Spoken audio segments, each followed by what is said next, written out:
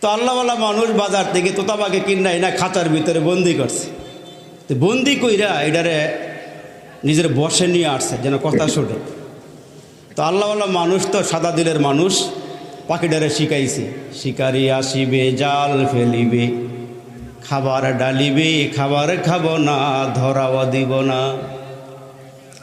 শিকারি আসিবে জাল ফেলিবে, খাবার ডালিবে, খাবার খাব না, ধরাও দিব না। তো আল্লাহওয়ালা বুজুর্গের কবিতাটা পাখিটা মুখস্থ করছে। এখন যারে দেখে দেখেই বলে শিকারি আসিবে জাল ফেলিবে, খাবার ঢালিবে, খাবার খাব না, ধরাও দিব না। এখন আল্লাহওয়ালা মানুষ সাদা দিলের মানুষ চিন্তা করতেছে পাখি যেহেতু কবিতা মুখস্থ করে ফেলাইছে, তাইলে এটা ছাইরা দিল কোনো শিকারীর হাতে ধরা পড়বে না। তো এখন এই পাখিটারে কয়েকদিন পরে আল্লাহর ওলি খাঁচার ভিতর থেকে বের করে দিছে। আমার দিকে তাকান, বাইরের আওয়াজের দিকে খেয়াল দিয়েন না, তার কারণ শয়তান বেশে মানুষ ঘুরতেছে।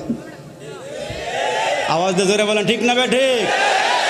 এরা মাহফিল শুনবো না, আর ক্ষতি করার চেষ্টা করবো, ঠিক কিনা বলেন জোরে আওয়াজ দিয়ে। তাহলে এদের গাড়ে মনে হয় শয়তান সওয়ার হয়েছে, কয়েকটা লাগাই দিলে মনে গেলাগুলো শয়তানগুলো নাকি।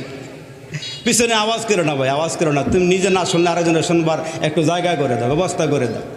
তো আল্লাহর ওলি খাঁচার ভিতর থেকে পাখি যখন ছেড়ে দিয়েছে, তো এইটা গাছের ডালার মধ্যে বৈশা কুকিল কণ্ঠে বলতেছে, শিকারি আসিবে জাল ফেলিবে, খাবার ডালিবে, খাবার খাব না, ধরাও দিব না। ওই রাস্তা দিয়ে একজন শিকারি শিকার করবার লেগা রওনা দিছে। তো হঠাৎ করে তাকায় দেখে সুন্দর পাখি গাছের ঢালায় বসে বসে কবিতা গাইতেছে।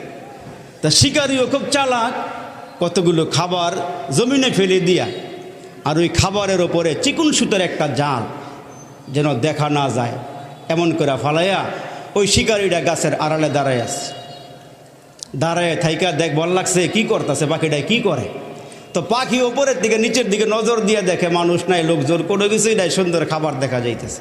লোভ মানাইতে পারে নাই, তো আস্তে করে ড্রপ দিয়ে নাইমা পাখা ছড়াইয়া দিয়ে মনের আনন্দে খাইতেছে আর কবিতা গাইতেছে। খাবারগুলো খাইতেছে আর কি কবিতা গাইতেছে।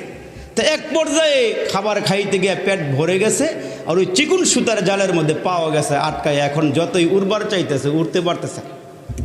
শিকারিও পিছন দিক দিয়ে আইসা বলতেছে, যেই লোকটা তোরে কবিতা শিখাইছে আসলে কবিতা তোর মুখে আসিল, তোর বুকের ভিতরে নেই।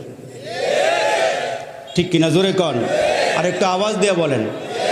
নামে বান্দা মুসলমান বেরি গুড, নামে বান্দা মুসলমান বেরি গুড, বদকারেরা হাসর